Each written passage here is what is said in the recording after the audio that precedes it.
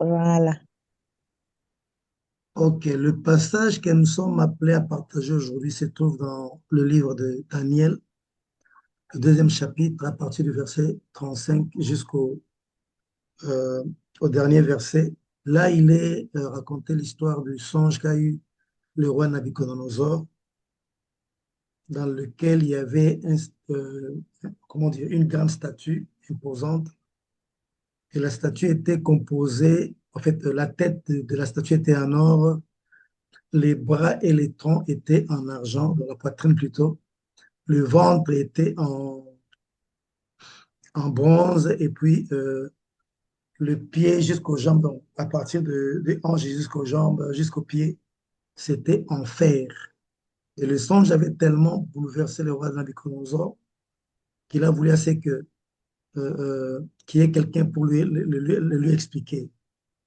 Alors, je le dis en bref, Daniel s'est présenté parce qu'il y avait, en fait, le roi a perdu le songe, il a eu le songe, il a en quelque sorte perdu le songe, mais plusieurs auteurs disent qu'il n'avait pas perdu le songe, mais il a voulu juste tester les gens qui travaillaient avec lui, les magiciens, les savants, les conseillers, pour voir si, parce qu'il avait constaté comme s'il y avait en quelque sorte une sorte des mensonges dans le chef de tous ces gens-là qui les conseillaient. Donc, il a voulu les éprouver. Voilà pourquoi il les a convoqués pour leur dire qu'effectivement, il a eu un songe, mais il ne pouvait pas leur expliquer les songes. C'est à eux, ses conseillers, dont les magiciens, le chaldéen, le savant, donc tout ce qui est entouré, tout ce qui faisait partie de son conseil. Ce sont eux qui devaient lui parler du songe et lui en donner l'explication. Alors, puisque personne n'était capable de le faire, il a commencé à massacrer ce groupe de gens qui travaillaient avec lui. Daniel n'était pas là. Quand Daniel est venu, je pense qu'il était en déplacement sur en mission. À son retour, quand il apprend la chose, alors il demande au roi de lui accorder du temps pour aller prier son Dieu, parce que son Dieu était le véritable Dieu qui était capable de révéler même les secrets les plus cachés dans le cœur des humains. C'est ainsi que le roi lui a accordé, parce que à cette époque, Daniel était aussi, il avait un titre, il était le chef de tous ses conseillers-là, donc les magiciens, les chaldéens, les scientifiques, toutes les personnes qui étaient autour du roi, qui les conseillaient, c'est Daniel qui était leur chef.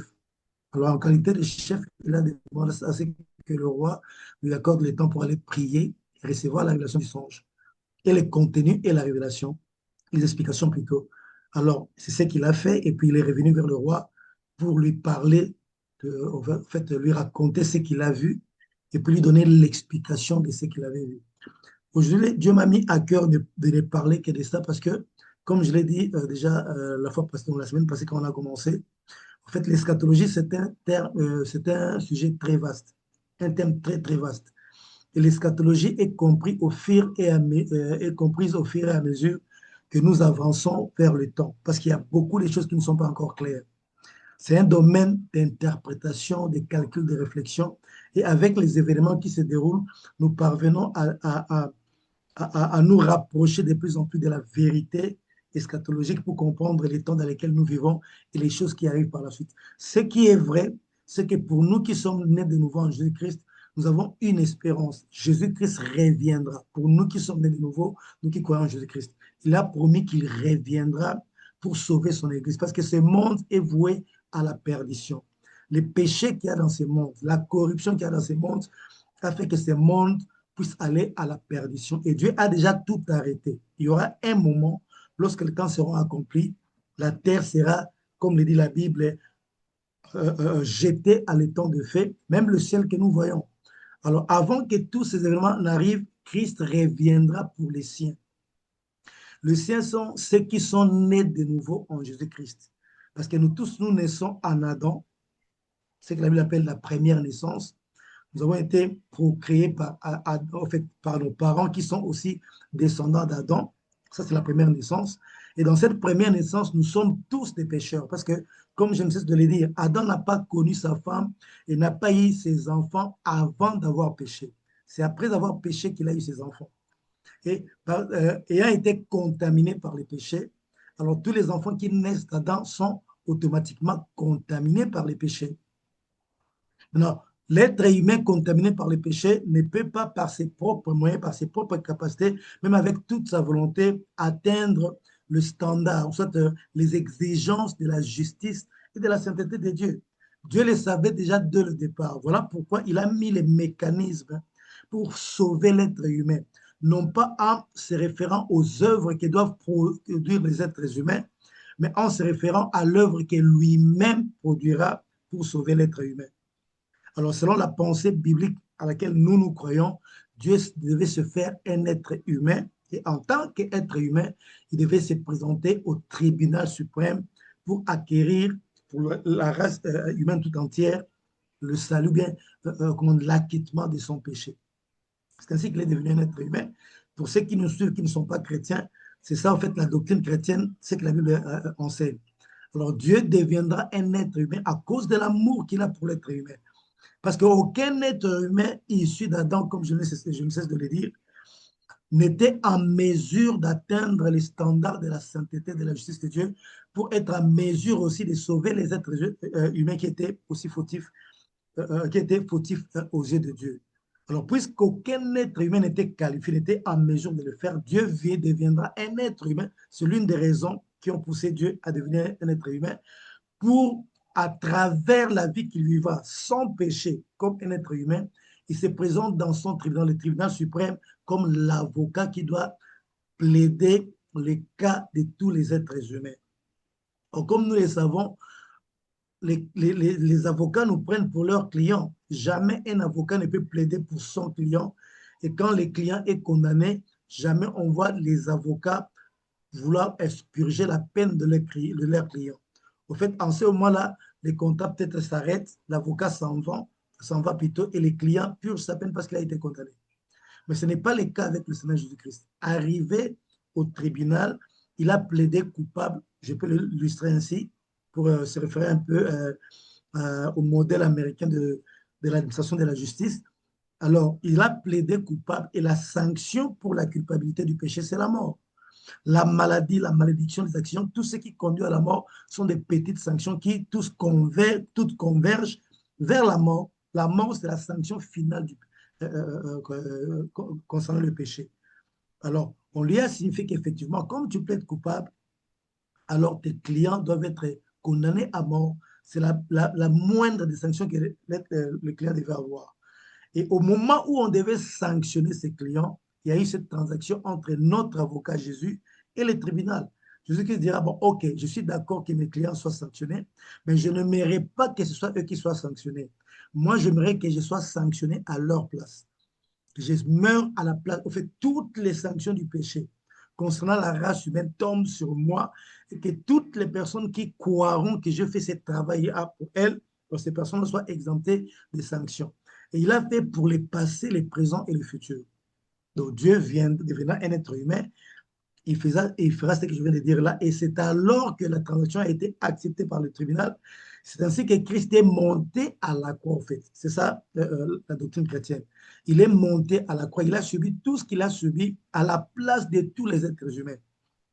Ce n'est qu'en croyant en lui comme ce sauveur-là qui a pris notre place, celui qui a plaidé notre cause et qui a pris nos sanctions à notre place, que nous parvenons à être jugés parce que notre condamnation est tombée sur lui, mais sa justice nous a été donnée. Parce que quand il est monté à la croix, quand il a accepté la sanction du péché, il n'avait commis aucun péché, il était juste. Donc, il n'y avait aucune raison qu'il soit culpabilisé ou qu'il soit condamné. Mais en acceptant la place des humains, alors toute la sanction est tombée sur lui et il y a eu échange. Nous, on a reçu sa justice, nous qui croyons en lui, et lui, il a pris notre condamnation. C'est ainsi qu'il a pu expier le péché. C'est ça l'essence même des sacrifices que nous voyons dans l'Ancienne Alliance. Toutes les cultures du monde, enfin, en tout cas dans toutes les cultures du monde, il y a cette notion de sacrifice.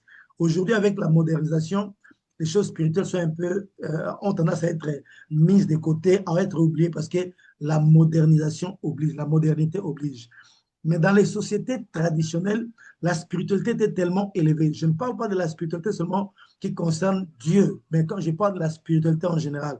Parce que dans la spiritualité, puis dans le monde spirituel, il y a Dieu, il y a aussi les esprits qui sont contre Dieu. dans la spiritualité, il y a la spiritualité qui concerne Dieu, parce que c'est Dieu qui a créé la spiritualité et toutes les règles, tous les principes qu'il y a dans la spiritualité.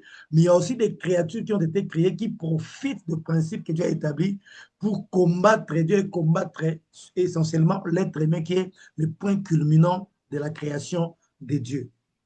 Alors, dans la spiritualité, en fait, les notions spirituelles ont été propagées dans toutes les nations, dans toutes les cultures, dans toutes les races. Et quand vous allez, nous retournons en arrière pour aller dans les temps ancestraux, nous constaterons que presque toutes les races du monde entier offraient des sacrifices aux divinités. L'esprit du sacrifice vient du fait que le sacrifice va nous remplacer. On est fautif, il faut qu'il y ait une victime qui va expier nos péchés. C'est cette victime-là qu'on appelle le sacrifice. On sacrifie un animal pour expier nos péchés, afin que nous en soyons exemptés. Nous sommes exemptés de la colère ou de la condamnation venant du monde spirituel. Alors, dans la Bible, c'est la même chose qui se faisait. Toutes les personnes qui sacrifiaient, elles ont sacrifié parce que Dieu a révélé qu'il y aura un agneau qui va expier les péchés. Alors, pour toutes les personnes qui croient en cette doctrine-là, en cette révélation, elles devaient expier, elles devaient sacrifier un agneau qui devait prendre leur place pour l'expiation de leurs péchés. Donc, c'est en fait la doctrine chrétienne qui fait que quand quelqu'un accepte Jésus-Christ, parce que beaucoup de gens se posent la question de savoir, mais vous nous dites toujours accepter Jésus, ça veut dire quoi au juste? En fait, accepter Jésus, c'est commence d'abord par le fait que la personne qui va accepter Jésus doit reconnaître qu'elle est, une personne pécheresse. C'est un pécheur, donc je suis un pécheur, et que par mes propres moyens, tous les actes de justice que je peux poser sur la terre devant Dieu, tous ces actes-là ne seront jamais m'octroyer, m'obtenir la justice de Dieu. Il est écrit dans la Bible, tous mes actes de justice sont comme un vêtement souillé devant le nom de l'Éternel. Vous vous rendez compte? Tout ce qu'un homme peut faire de bien, c'est comme un vêtement souillé devant. Pourquoi? Parce que pour Dieu, ce sont les hommes qui sont nés d'Adam qui sont des pécheurs. On n'est pas pécheur parce qu'on pêche, mais on est pécheur parce qu'on est né d'Adam. On a été contaminé par les péchés d'Adam et nous naissons pécheurs. Alors, pour être justifié, il faut recourir à la voie donnée par Dieu, comme nous l'explique la Bible. Cette voie, c'est que Dieu lui-même vient accomplir les œuvres requises. Dieu lui-même, en tant qu'être humain, vient atteindre le standard de sa justice et il nous offre ça par la grâce, par la foi. Toute personne qui accepte qu'elle est pécheur, elle est pécheresse plutôt, et que Jésus-Christ est mort à sa place à la croix, cette personne-là, c'est aussi simple que ça, cette personne-là est sauvée. Dieu la considère différemment des autres. Pourquoi? Parce qu'elle a pu accepter, en fait, accepter la main tendue de Dieu qui passe par la foi à la personne du Christ qui est l'agneau qui a été immolé pour expier les péchés du monde. Donc, c'est ce que nous devons d'abord comprendre parce que nous sommes des chrétiens. Pour ceux qui ne sont pas des chrétiens, alors pour bénéficier de la plupart des choses que nous allons dire ici, on commence par là. Reconnaissez que vous êtes pécheurs. Nous sommes tous passés par là. Et après avoir reconnu que vous êtes pécheurs, parce que si chacun de nous s'examine par rapport aux bonnes œuvres que nous faisons, et si nous essayons de mettre les bonnes œuvres et les mauvaises œuvres dans la balance, nous comprendrons que nous sommes plus mauvais que bons. Les mauvaises œuvres pèsent plus que les bonnes œuvres que nous avons accomplies. Or, dans la justice de Dieu, il n'a pas besoin des gens qui pratiquent sa parole, bien pratiquent sa loi à moitié, ou bien à un certain niveau. Il faut la totalité de la mise. En fait, il faut pratiquer la loi à 100% pour être qualifié juste. Or, la nature obtenue par les êtres humains issus d'Adam ne leur permettait pas, même jusqu'aujourd'hui, ça ne leur permet pas de marcher droitement devant Dieu à 100%. Donc, puisque les 100% n'est atteint par personne, par aucun descendant d'Adam, alors il est pratiquement impossible qu'ils soient en mesure d'être sauvés. Voilà pourquoi nous avons recours à Jésus-Christ qui nous a sauvés. Et c'est son œuvre, celle qui nous sauve. C'est ce qui sauve l'humanité tout entière. Alors, je reviens à ce que je disais. Alors, j'ai dit la fois passée, Christ est venu et il y a eu des événements qui ont entouré sa venue sur la terre. J'ai parlé de la mondialisation, j'ai parlé de la... En fait le plus grand événement, c'était la mondialisation de l'époque. On a constaté qu'il y avait mondialisation de l'économie, mondialisation culturelle, mondialisation de la science. Il y avait presque toutes ces choses-là que nous vivons aujourd'hui. C'est ce que j'ai dit la fois passée. Et aujourd'hui, j'ai voulu commencer par ces passages de Daniel chapitre 2, parce que ce passage-là explique les choses qui se sont déroulées depuis, qui se sont déroulés, qui continuent à se dérouler jusqu'à aujourd'hui, depuis la chute du royaume de Juda en 605 avant Jésus-Christ jusqu'à ces jours. Parce que les événements tels qu'ils relatés nous donnent la préfiguration de ce qui va arriver dans la fin des temps. Il n'y a rien de nouveau sous les soleils, nous dit la Bible. Les événements sont cycliques jusqu'à ce qui est le dernier accomplissement qui met point à tous ces événements, à ce cycle d'événements qui reviennent de temps en temps. Vous vous rendez compte? Alors, dans ce passage-là, comme je l'ai dit, il est question de la vision que Nabucodonosor, le roi Nabucodonosor a eue. Nabucodonosor, à l'époque, c'était le roi de Babylone. Et Babylone, à l'époque, c'était la superpuissance économique et mondiale de l'époque. Il y avait plusieurs royaumes sur la terre, mais le royaume qui trônait sur tous les royaumes, c'était le royaume de Babylone. Or, avant Babylone, il y a eu aussi d'autres royaumes qui ont trôné. Il n'y avait pas que Babylone. Mais Dieu parle de Babylone comme le numéro un des royaumes parce que dans le plan de Dieu, il avait voulu qu'Israël, surtout particulièrement Juda, soit la première née des nations. La nation top, la nation number one. Mais Israël s'est compromis quand c'était encore une seule nation. Alors, il y a eu schisme, scission dans la nation israélite. Donc, le royaume a été divisé. Il y a eu deux royaumes. Donc, le royaume d'Israël a accouché du royaume de Juda et du royaume d'Israël proprement dit. Et le royaume d'Israël avait comme capitale la Samarie, tandis que le royaume de Juda avait comme capitale Jérusalem. Mais ils avaient en commun un seul Dieu. Ils avaient en commun la loi de Moïse. Ils avaient en commun toutes les prescriptions que Moïse a laissées à travers sa loi. Le fait de l'éternel, les cérémonies pour l'expiation du péché, les cérémonies pour avoir la grâce, recevoir la grâce de Dieu. Tout cela, ils avaient cela en commun. Mais sauf que les royaumes qui étaient un seul royaume autrefois a été divisé. Alors, il y a eu des nations qui ont commencé à les attaquer. Et le royaume d'Israël a été le royaume qui est parti en déportation bien avant le royaume de Juda. Parce que les Assyriens, à l'époque, ont attaqué Israël et Israël est allé en déportation.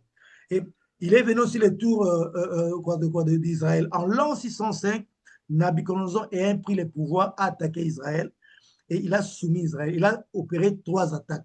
La première attaque, c'était en l'an 605. Et depuis la chute de Jérusalem en l'an 605 jusqu'à ce jour, il y a des événements prédits par la Bible qui doivent se dérouler et les gens, ceux qui sont en alliance avec Dieu, doivent observer ces événements pour savoir que le Seigneur Jésus-Christ est à la porte.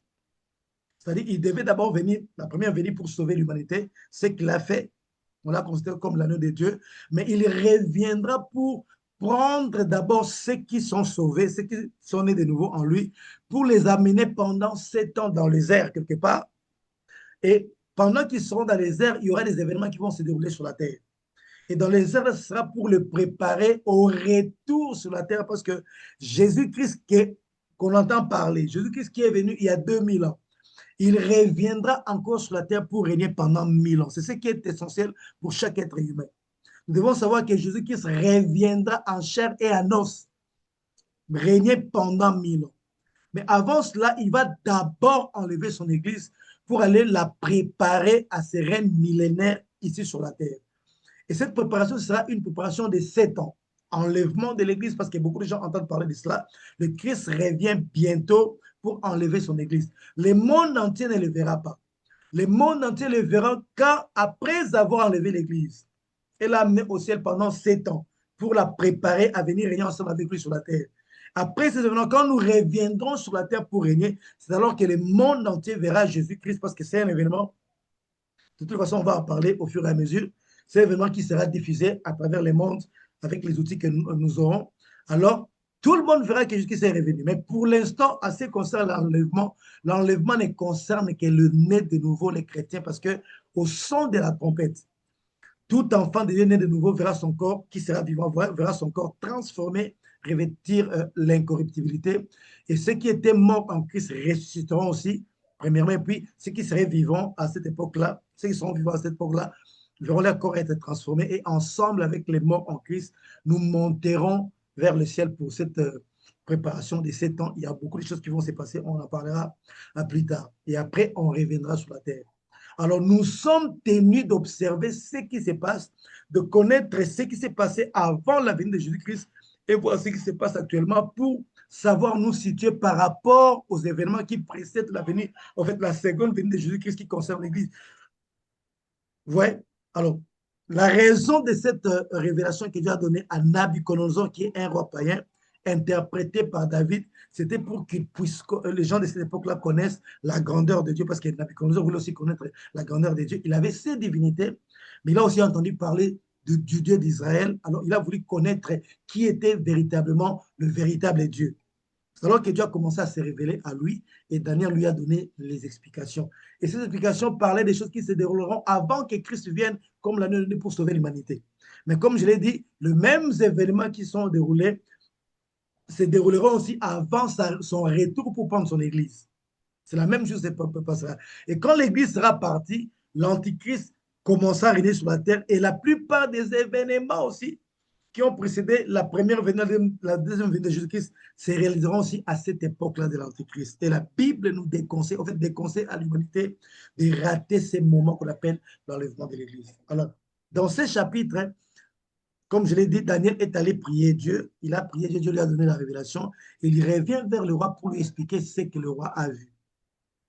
Et il a commencé à dire au roi, voilà, tu as vu cette statue-là, tu as vu dans son songe, il y avait une statue plutôt imposante qui était là devant toi, pleine de gloire, pleine de puissance, c'était vraiment imposante. Mais il y a eu une pierre qui s'est détachée d'une montagne sans les secours d'une main, qui est tombée sur le pied de cette statue et la statue s'est écroulée. Et quand la statue s'est écroulée, alors elle a complètement disparu. Il n'y avait même plus de traces. Et la pierre qui a fait tomber la statue a commencé à gonfler et à devenir grande jusqu'à ce qu'elle a occupé toute la terre. C'est ce qu'en fait, roi Nabucodonosor a vu. Mais cette statue était en plusieurs parties. La tête, comme je l'ai dit, c'était en or. Les bras et la poitrine, c'était en argent. Et le ventre et une partie des jambes étaient, le cou, c'était en bronze et les jambes et puis le pied étaient en fer. Surtout au niveau des pieds, il y avait un mélange de fer et d'argile. Et il a commencé à donner l'explication au roi Nabucodonosor en lui disant, la tête d'or là te représente toi le roi Nabucodonosor, parce que Dieu t'a élevé au-dessus de tous les rois de l'époque dans laquelle tu vis. Dieu te considère comme le royaume le roi le plus puissant de la terre. Et j'aimerais bien préciser, comme je l'ai dit, il y a bien eu des royaumes plus puissants que le royaume de Nabucodonosor. Par exemple, quand on voit le royaume de l'Égypte. Mais sauf que l'Égypte n'a pas soumis la nation qui a été placée sur la terre pour être la première des nations. Puisque c'est Babylone qui a soumis Juda, a soumis Jérusalem. Donc Dieu place Babylone sur le plan spirituel comme la nation la plus puissante. Effectivement, la Bible parle toujours de la mauvaise spiritualité, la spiritualité diabolique, en utilisant des termes qui sont liés au mot Babylone. Babylone la grande, la mère des abominations. Pourquoi? Parce qu'il y a eu des choses spirituelles qui sont faites à Babylone qui ont été faites nulle part ailleurs. Parce qu'avant que ces royaumes soient constitués, dans sa genèse, il y a eu ce qu'on appelle la personne qu'on appelait Nimrod dans la Bible. Nimrod, ce n'est pas son vrai nom, mais c'est un surnom qu'on lui a donné. Et Nimrod veut dire le rebelle. Le premier être humain à s'opposer directement à Dieu, à s'opposer aux principes établis par Dieu pour l'humanité et à conduire, à créer une forme de Nations Unies de l'époque. Il a réuni tous les peuples du monde entier pour les empêcher de respecter l'ordre donné par Dieu à l'être humain de se répandre partout sur la terre. Ils devaient être ensemble, construire une tour pour, au fait, défier Dieu. Et au cas où Dieu voudrait envoyer encore les déluges, alors cette tour-là devait les sauver de ces déluges-là. Vous vous rendez compte? Alors, cet homme, on l'appelait Nimrod. Et Nimrod, en fait, c'est la racine même de l'esprit babylonien. Disons-les comme ça. Parce qu'il a construit sur la tour qu'on appelle la tour de Babel, dans la ville de Babel. Et cette belle ville de Babel-là a un lien étroit avec le royaume de Babylone. Donc, c'est ça la genèse en fait, de ce royaume-là. Et plus tard, avec Nabucodonosor, nous voyons que Nabucodonosor va attaquer le royaume de Juda et va soumettre cette nation.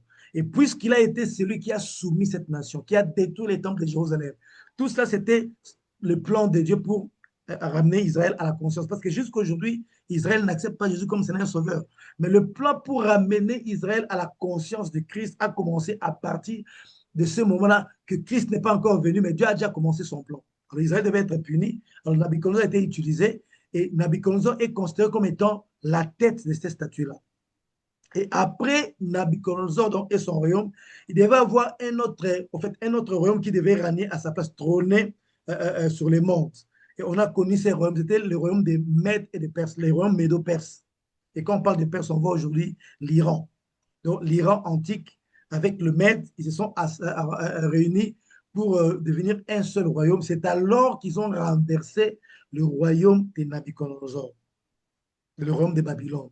Et ce royaume-là est représenté par la poitrine et les bras dans les mains en argent. Et après l'empire médo-perse, il y a eu un troisième empire qui a régné après. C'était l'empire d'Alexandre. C'était un empire qui n'a pas duré longtemps, mais c'était avec Alexandre le Grand. Et Alexandre et son empire représentent le ventre là avec une partie de cuisse en bronze. Et après le règne de Grec, on verra maintenant l'empire romain monter en puissance. Et l'empire romain est symbolisé par le deux jambes en fer, au bout desquels il y a le pied mêlé de fer et d'argile. Et ce système-là qui devait régner sur la terre à partir de l'Empire romain, c'est ce système-là qui continue jusqu'à aujourd'hui. En fait, ces parties-là représentent les systèmes de gouvernance mondiale depuis l'époque de Nabucodonosor jusqu'à l'époque où Christ viendra pour enlever l'Église, l'époque dans laquelle nous sommes actuellement. Parce que tous les signaux qu'il a donnés pour nous prévenir sur l'enlèvement sont en train de se dérouler sous nos yeux. Donc, on croit qu'il est à la porte pour revenir prendre son Église. Alors, ce sont les systèmes établis par les hommes, les systèmes de gestion. On a des monarchies, on a des empires, aujourd'hui on a des républiques, on a la démocratie. Toutes ces choses-là représentent les systèmes en fait, inventés par l'homme pour gérer. Et ces systèmes ne sont pas parfaits et ne sont pas, en fait, sont pas vraiment les systèmes tels que Dieu l'a voulu, mais ça a quand même servi à quelque chose. Mais ces systèmes-là, bien que l'homme l'a utilisé, le diable vient toujours le récupérer pour exécuter ses desseins qui sont contre les desseins de Dieu. Voilà pourquoi Dieu avait jugé bon que ce système-là partira. Donc Dieu a déjà arrêté un jour où les systèmes de gouvernance tels que nous voyons aujourd'hui, les systèmes de gouvernance financière, gouvernance politique, tout ce que nous voyons aujourd'hui va être mis de côté pour que nous embrassions un nouveau système qu'on appelle la théocratie. Et c'est le Christ qui viendra l'instaurer ici sur la terre.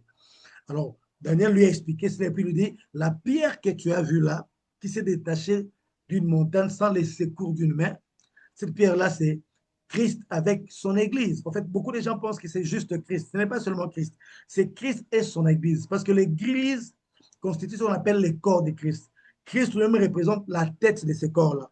Donc, la pierre est tombée juste sur le pied qui était un mélange de fer et d'argile.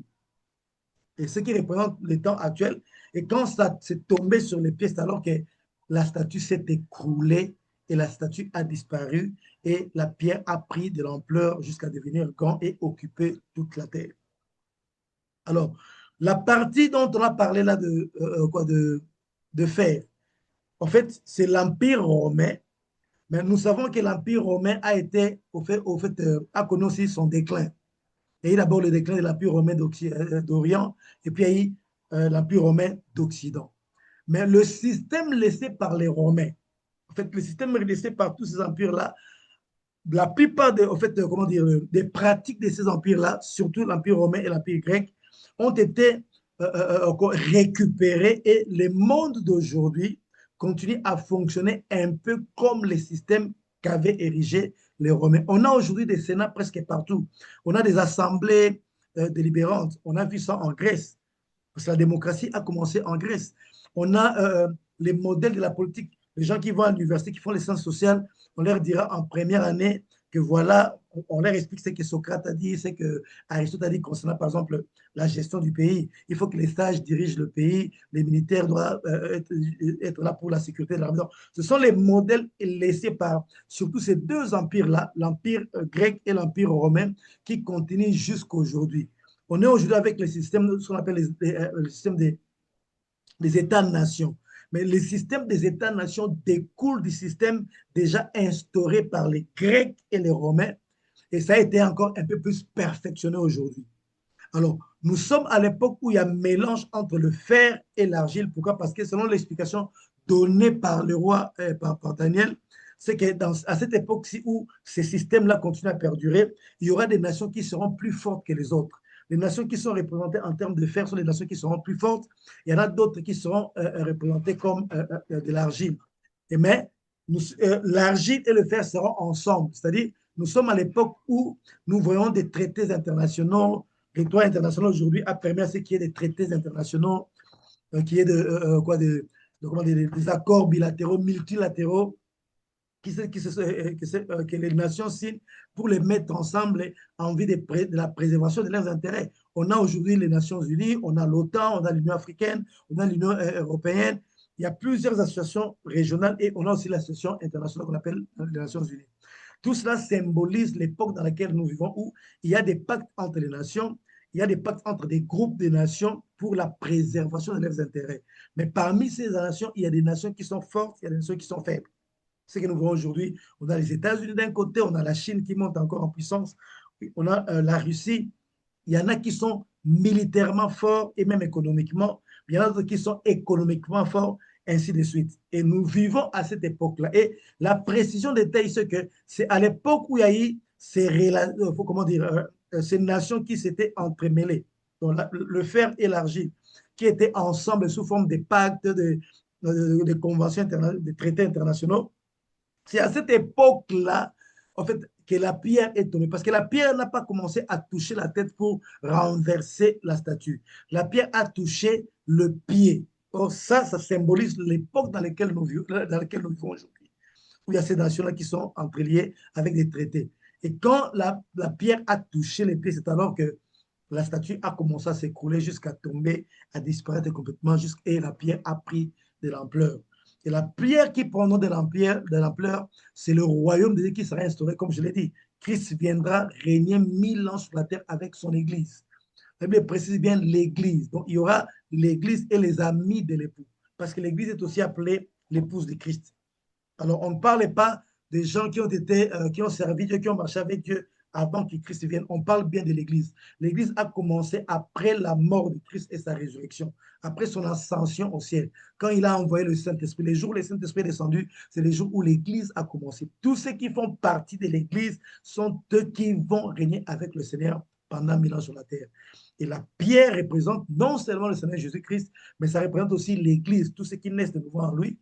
Et non seulement le Christ et l'Église, mais ça représente aussi le royaume de Dieu. Parce que dans la Bible, dans le langage symbolique de la Bible, une montagne représente aussi le royaume. Il y a plusieurs significations concernant les montagnes, mais la montagne représente aussi le royaume. Le royaume qui sera établi ici, c'est le royaume de Dieu. Le royaume de Dieu qui n'a pas de commencement, mais il sera établi sur cette terre avant sa destruction pendant 1000 ans pour faire voir à l'humanité comment Dieu voulait que les choses soient gérées, n'eût été l'introduction du péché sur la terre. Et après ces événements-là, des milléniums, il y aura autre chose et nous en parlerons dans les jours à venir. Ce qui a à retenir aujourd'hui, c'est quoi? J'ai juste voulu faire une introduction parce que je vois, on a voulu vraiment que les gens soient nombreux surtout sur TikTok, afin que beaucoup de gens puissent bénéficier de ces messages. Je ne vais pas aussi aller trop vite en besogne, en fait, aller vite parce que quand les gens vont commencer à se connecter, alors on ne sera pas en fait, à mesure de revenir encore en arrière.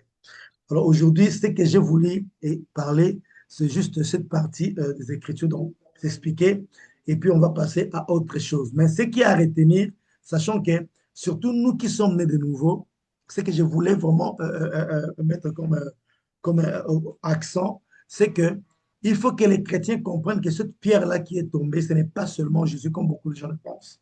Il y a aussi l'Église. Christ est la tête de l'Église, comme dit l'Épître aux Éphésiens. La tête est retournée dans la sphère spirituelle pour occuper toute la sphère spirituelle, pour occuper tout l'univers. Mais il a laissé son corps. Tous les chrétiens font partie du corps de Christ. Le travail pour renverser les systèmes qu'il y a aujourd'hui, peut-être beaucoup de gens l'entendent pour la première fois, je ne sais pas, mais il y a un travail pour renverser. Christ viendra enlever l'Église et nous reviendrons sur la terre, oui. Mais il y a un travail qui précède ce travail-là. Et ce travail est fait par les chrétiens. Le chrétien doit faire ce que l'Église doit faire ce que Dieu lui demande de faire pour permettre à ce que les décors soient plantés en vue du reste des choses que Dieu a déclarées pour ces temps-ci et que nous puissions aller dans la phase de l'enlèvement. Parce qu'après enlèvement, il n'y a pas report. Aujourd'hui, beaucoup de gens se posent la question de savoir, mais Jésus-Christ avait dit qu'il reviendra bientôt. Mais depuis qu'il a dit qu'il reviendrait bientôt, jusqu'aujourd'hui, il n'arrive pas. Ça fait déjà plus de 2000 ans. Mais ils ne savent pas que, en fait, ils n'ont pas su comment dire, réfléchir au fait que Christ n'a pas seulement dit qu'il revient bientôt, il a donné des signaux. Je reviens bientôt, mais avant que je revienne, il y aura ça, ça, ça, ça. Surtout que le mot bientôt ne veut pas toujours dire tout de suite, ou bien dans les jours à venir. Non. Il a dit bientôt, mais il a donné des signaux. Vous verrez telle chose arriver, telle chose. Et avant que ces choses n'arrivent, je ne viendrai pas. Il faut que d'abord ces choses arrivent pour que je revienne. Mais à l'heure actuelle, les signaux sont en train de se placer devant nous et nous sommes en train de le voir. La guerre qu'il y a eu entre Israël et Iran n'est que parmi les premières guerres, mais il y a aussi une guerre qui arrivera, qui réunira d'un côté la Russie, l'Iran et certains pays musulmans et aussi la Chine qui vont s'attaquer à Israël. Beaucoup de gens ne le savent pas. La question maintenant à se poser, c'est que ça se passera quand? Il y a plusieurs courants qui en parlent, mais il y a deux points de vue différents parce qu'il y en a qui disent, voilà, cette guerre arrivera avant que l'Église soit enlevée. Il y en a d'autres qui disent, non, ça viendra après, ça arrivera après que l'Église soit enlevée. Donc l'Église ne vivra pas ces choses-là. Mais au moins, ce que nous savons, c'est qu'il y a cette guerre-là qui va faire de sorte que la Chine, la Russie et le monde musulman conduit par l'Iran, parce que l'Iran ne sera pas détruit, hein, il faut qu'on le sache, conduit par l'Iran, et cette guerre-là, ce sera contre Israël. Vous vous rendez compte? Alors, nous devons prier pour que les événements tels que Dieu les a révélés, parce que je ne suis pas encore entré en profondeur. Aujourd'hui, je vais faire une interpellation. Nous devons nous mettre à prier pour que les événements puissent s'accélérer en vue de la manifestation du Christ pour l'enlèvement de son Église, afin que nous passions à cette étape-là. Une fois que l'enlèvement a lieu, alors le reste des temps sont calculés. Il n'y aura pas de report. L'apôtre Pierre a dit, Dieu ne tarde pas dans l'accomplissement de sa promesse. Il parlait bien sûr de l'enlèvement, mais il use de patience envers nous parce que c'est nous qui sommes là à comprendre les choses. C'est nous qui ne répondons pas favorablement. En fait, nous ne répondons pas efficacement. Les rôles qui nous a été donnés à jouer, nous ne les jouons pas tellement bien, donc nous ne jouons pas notre rôle. C'est ce qui fait que les choses semblent être retardées. Mais Dieu est au contrôle de tout cela, parce que Dieu est dans l'absence du temps, il est dans l'éternité. Parce que cette bonne nouvelle du royaume sera prêchée partout dans le monde, après quoi viendra la fin. Tant que l'Église n'a pas joué sa partition, selon les responsabilités qui lui ont été confiées, alors la fin du monde ne viendra pas. L'accélération des choses pour l'enlèvement ne se fera pas. Mais dès lors que l'enlèvement est fait, alors tout ce qui arrive est chronométré. On aura 7 ans d'enlèvement de l'Église. En attendant l'Antichrist, le dictateur mondial, l'homme de l'impie sortira sur la terre, régnera sur la terre pendant ces 7 ans-là. L'Église sera dans le ciel. Et après ces 7 ans, nous revenons sur la terre pour un règne millénaire. Ce n'est pas quelque chose d'imaginaire. Ce sont des prophéties annoncées par la Bible.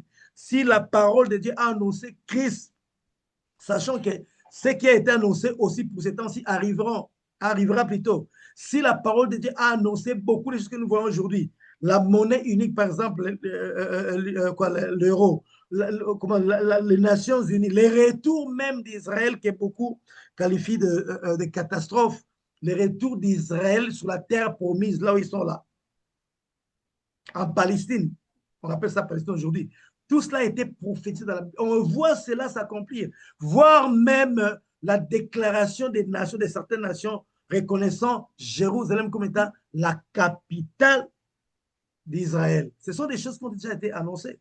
Aujourd'hui, nous sommes dans une logique où certains disent non, il faut reconnaître deux États qui vivent côte à côte, qui se partagent Jérusalem. Mais je vous assure que selon la pensée biblique, cela n'arrivera pas. Il y a peut-être certains États qui peuvent arriver à accepter cela, mais Dieu fera de sorte que ces choses-là ne se fassent pas. Je ne dis pas parce que je suis contre les Palestiniens, non. Je dis parce que ce sont des révélations eschatologiques, des révélations bibliques à laquelle nous croyons, la révélation dans la Bible à laquelle nous croyons, et nous essayons de l'exposer parce que nous voyons ces choses s'accomplir chaque jour qui passe. Nous voyons ces choses s'accomplir. Je sais qu'il y a plusieurs prophéties. Plusieurs prophètes ont prophétisé. Même les prophètes qui sont en dehors de la Bible. On parle de Nostradamus, on parle de plusieurs personnes qui ont prophétisé. Chacun a prophétisé.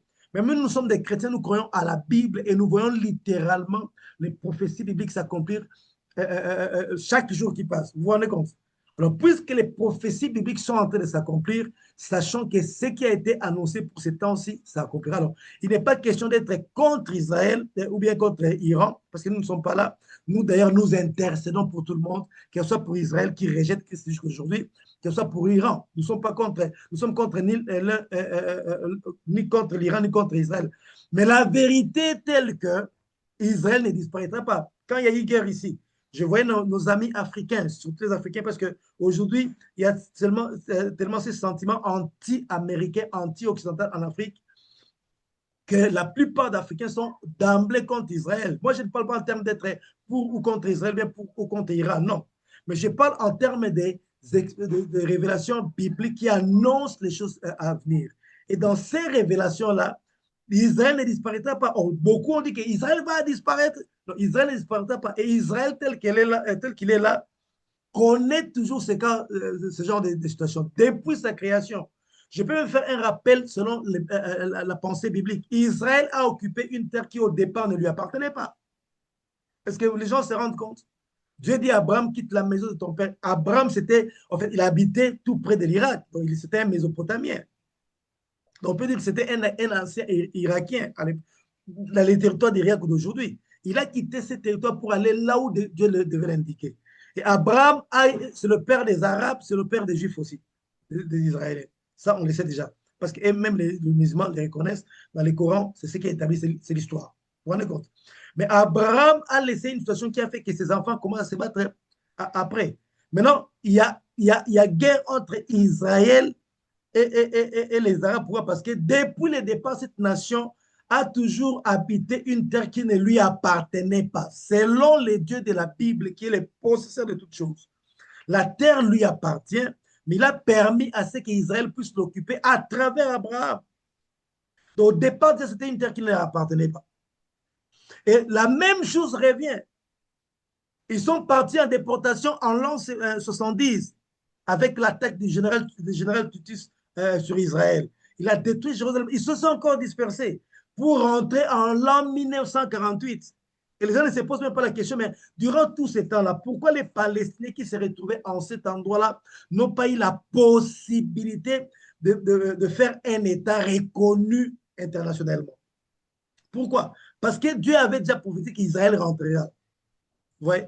Est-ce que nous allons condamner Dieu? Non, c'est Dieu qui est le possesseur de toutes choses. Et il a permis qu'Israël rentre là. Et aujourd'hui, Israël est là.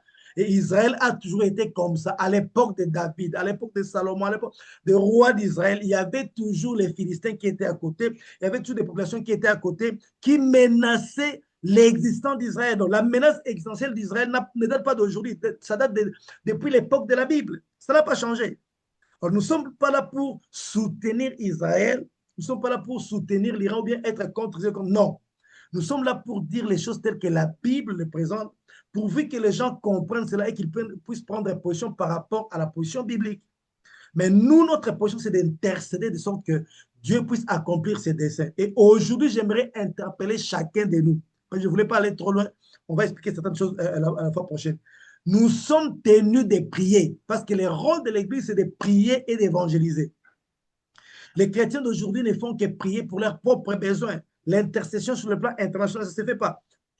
On voit ce qui se passe en Israël, on voit ce qui se passe au Proche-Orient. On dit absolument rien. Chacun est plongé, en fait, chacun est concentré, en fait, se laisse dominer par ses propres besoins. Or, l'intercession est capitale pour l'accélération des choses. Et moi qui vous parle, je le dis souvent aux gens qui me connaissent, chaque jour qui passe, je ne fais que prier le Seigneur de revenir à nos parents. Parce que la vie qui arrive n'a pas de comparaison à la vie que nous menons aujourd'hui avec l'intelligence artificielle, ce qu'on apprend, qu'est-ce que sera la vie demain? Qu'est-ce qu'on va laisser à nos enfants comme environnement, comme vie demain? Voilà pourquoi moi j'ai pris Seigneur. Tant que je suis vivant, je veux que tu reviennes. J'ai pris de toutes mes forces que le Seigneur revienne. Et je prie pour que l'Église puisse enfin prendre conscience de son rôle et que l'Église commence à agir. Parce que tant que nous n'avons pas encore présenté l'évangile du royaume dans les mondes entiers, la Bible dit que cette bonne nouvelle du royaume sera prêchée partout dans les mondes pour servir de témoignage. Après quoi viendra la fin. Tant que nous ne l'avons pas encore fait, nous continuerons à rester sur la terre et les choses vont s'empirer. Vous vous rendez compte? Alors, nous sommes tenus de prendre position, de prier, non pas en soutenant les uns et les autres, mais en soutenant le dessein de Dieu, parce que nous sommes l'Église. Et nous prions pour les Iraniens, nous prions pour les Juifs, nous prions pour les Palestiniens, nous prions pour le monde entier, que Dieu arrive à concrétiser ce dessein, parce que Dieu a fait que certaines choses dépendent de l'Église, de l'intervention de l'Église, que doit poser l'Église afin que ces événements puissent s'accomplir. Donc, il y a eu l'empire babylonien qui a connu son déclin. Il y a eu l'empire médo-perse. Après cela, il y a eu l'empire d'Alexandre, donc Macédoine, la Grèce. Et puis, il y a eu l'empire romain. Et aujourd'hui, nous sommes dans la continuité du système établi par les Romains. Et ce système-là doit être détruit. Prochainement, je vais donner des détails et commencer à dire certaines choses, même des exemples de la vie courante pour que nous arrivions à comprendre. Mais j'ai voulu aujourd'hui, puisqu'il n'y a pas assez de gens, je veux vraiment que les gens puissent nous suivre ça, suivre ces enseignements en live sur TikTok. J'ai voulu vraiment interpeller chacun de nous. Mon frère, ma soeur, oh là là là, les lives là, excusez-moi, j'ai comme l'impression que les lives vont prendre fin bientôt. Et c'est comme si on m'a accordé 30 minutes. Je ne sais pas comment ça fonctionne, hein. Je ne sais pas. C'est une première expérience. Et je vois ici, on dit que le live va prendre fin dans 4 minutes. Okay. Je ne sais pas comment ça se passe, mais de toute façon, un instant. Hein, attendez, aidez-moi. Excusez-moi. Ok, je pense que je l'ai prolongé. J'ai prolongé le live alors. Donc, je voulais vraiment interpeller chacun de nous et j'aimerais que cette semaine, nous puissions prier par rapport à ça. Seigneur, quel est notre rôle? Nous sommes à l'époque où les nations sont mélangées. Nous sommes à l'époque des traités. On a les BRICS d'un côté. On en parlera. Vous en faites, on va en parler. Quel est le rôle du BRICS? Parce qu'aujourd'hui, nous, les Africains, nous voulons tous aller vers les BRICS. Moi aussi, je souhaite, quand je prends le cas de mon pays, la RDC, un pays bourré de richesses de sous-sol. Mais nous sommes en train de souffrir parce qu'il y a, en quelque sorte, les impérialistes qui ont soumis notre nation à la situation dans laquelle nous sommes. Ça, c'est vrai. Donc, je ne peux que vouloir recourir aux BRICS avec toutes les opportunités que ça peut la zone. Toutes les personnes qui sont allées en Chine. Nous, par exemple, qui avons eu l'occasion d'aller faire certaines formations en Chine, on connaît les programmes chinois qu'on appelle une ceinture, les nouvelles routes de soie. Et ce programme-là est tellement, comment dire, a tellement de promesses qu'aucun pays africain ne peut hésiter. Si vraiment on a les mains libres, on courira tous vers ces programmes-là parce que ça offre beaucoup d'opportunités de développement. Mais derrière les BRICS, après le développement, il y a des choses qui vont arriver. Et je ne peux pas effrayer les gens pour dire que non, voilà, n'allez pas vers les BRICS. Non. Il y a des choses que l'Antichrist va utiliser au moment, le moment venu. Mais pour l'instant, il y a certaines choses que nous sommes en train d'utiliser. En fait, ce n'est pas les péchés, comme les gens disent, voilà, l'intelligence artificielle, c'est le péché. C'était pareil quand il y a eu l'invention de calculatrices. C'était aussi pareil quand il y a eu sortie d'ordinateur. Les gens pensaient que c'était diabolique. Et aujourd'hui, on parle aussi de l'intelligence artificielle comme étant quelque chose de diabolique. Or, il n'y a pas rien, il n'y a pas tellement le diable là-dedans. Mais seulement, on sait que le diable va utiliser ces histoires-là pour asseoir son règne à l'époque où l'Antichrist va apparaître sur la terre. Ça, on le sait. Oui. Alors, il faut comprendre ça dans ce sens-là. On va en parler plus tard. Donc, nous sommes tenus de prier, mes frères et sœurs. Prions, engagez-nous. Si tu ne fais pas l'évangélisation ne demande pas des enseignements théologiques. Partage aux gens. Les gens du premier siècle n'avaient pas à dire beaucoup de choses pour convaincre les gens. Ils ne faisaient que témoigner de Jésus. Aujourd'hui, l'Église a perdu cette habitude-là. On veut être spéciaux, on veut être, comment dire, sophistiqué dans tout ce que nous avons. Dieu a dit, je mettrai mes paroles dans vos bouches. L'Église a toujours été une institution très simple. Son message a toujours été très simple. Mais aujourd'hui, on a compliqué les messages chrétiens au point que les chrétiens ont peur d'aller évangéliser parce qu'ils pensent qu'il faut amener un message sophistiqué. Non. Allons seulement témoigner. L'occasion pour gagner les âmes, c'est le témoignage que nous avons de Jésus. Est-ce que Jésus n'a rien fait dans ta vie? Jésus-Christ n'a pas pardonné tes péchés? Jésus-Christ ne t'a jamais guéri? Tu n'as jamais expérimenté un miracle? Va témoigner de Jésus. Notre témoignage de Jésus et notre prière d'intercession, les actes que nous posons pour les royaumes vont accélérer les choses de manière à ce que nous entrons directement dans les milléniums. Parce que la vie au millénium, c'est la meilleure des vies qui puisse exister. Parce que la vie que nous vivons au millénium, c'est la même vie que nous continuerons à vivre dans la nouvelle cité qui descendra avec la nouvelle terre que Dieu a déjà préparée. Vous vous rendez compte? Je vais vous donner un aperçu. Nous partirons, nous serons enlevés avec le corps qu'avait Jésus. La Bible dit, notre corps, pour ceux qui seront vivants, leur corps revêtira l'incorruptibilité. Ceux qui étaient morts auront ces nouveaux corps-là qu'avait Jésus. Et quel corps avait Jésus à sa résurrection? C'est pratiquement le même corps qu'avait Adam avant la chute. Il peut disparaître ici de Kinshasa pour apparaître à New York. C'est les corps que nous aurons. C'est-à-dire que le reste des gens qui ne seraient pas, qui ne feront pas partie de l'Église n'auront pas ces corps-là parce qu'ils auront toujours leur corps corruptible. Mais nous, on aura un corps incorruptible. Jésus-Christ pouvait se présenter à ses disciples pendant que la maison était fermée. C'est ça les corps qu'on aurait. On peut se déplacer à la vitesse de la pensée. Donc, il y a beaucoup de choses à dire là-dessus. Et nous serons les privilégiés parce que nous serons dans les gouvernements de Christ. Il y a beaucoup de chrétiens aujourd'hui qui ne sont peut-être pas riches parce qu'ils n'ont pas les capacités de bien travailler, de gagner beaucoup d'argent pour être riches. Mais à cette époque-là, nous tous, nous serons bien positionnés parce que nous ferons partie du gouvernement de Christ, le gouvernement mondial de Christ. Donc, nous sommes obligés de prier et de poser des actes demandés par Dieu afin d'accélérer les choses. Et je parlerai de certaines choses la fois prochaine et j'aimerais juste m'arrêter là. C'était juste un aperçu parce que je veux que les gens soient nombreux. Donc, on va se battre pour que le vendredi prochain, les gens soient nombreux. Et s'il y a quelques questions à poser, je peux le recevoir. Quelques questions, puis on peut passer à autre chose parce qu'on est déjà 22 heures passées de 16 minutes en Europe et chez nous en Afrique, c'est 21 heures 16 minutes. Est-ce qu'il y a des questions à poser par rapport à ce qui a été dit? Un petit moment, Berger, un petit moment. Je vais arrêter déjà cet enregistrement aussi. Oui.